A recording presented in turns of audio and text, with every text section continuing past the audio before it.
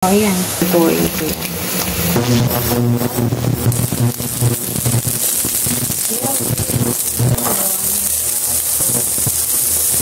Sila wonder.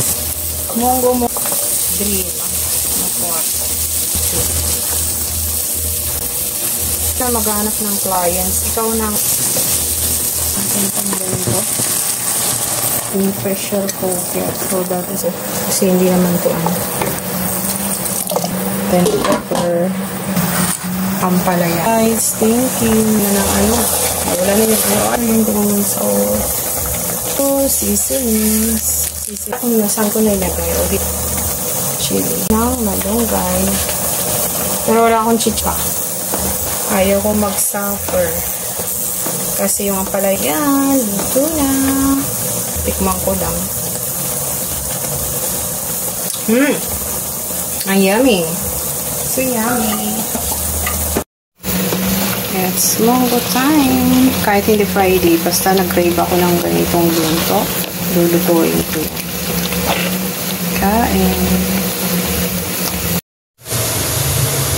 Bye.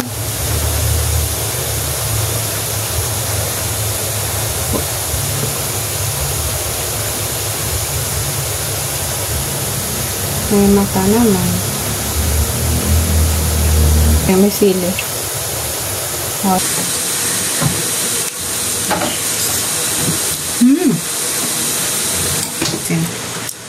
Yummy.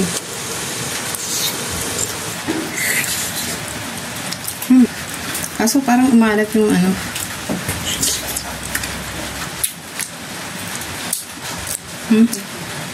Hindi, itong ano. Pwede na lang lagyan ng ano. Munggo.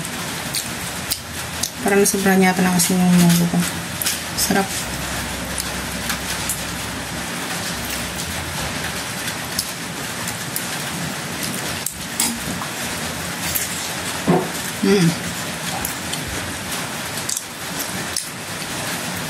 Lambot ng puto, masarap.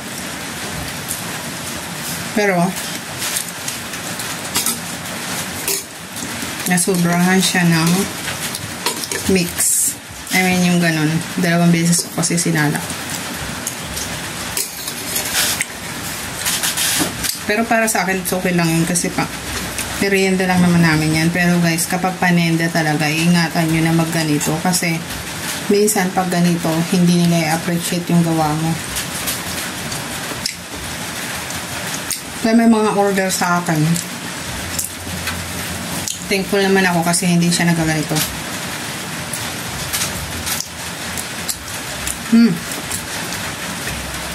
Yummy.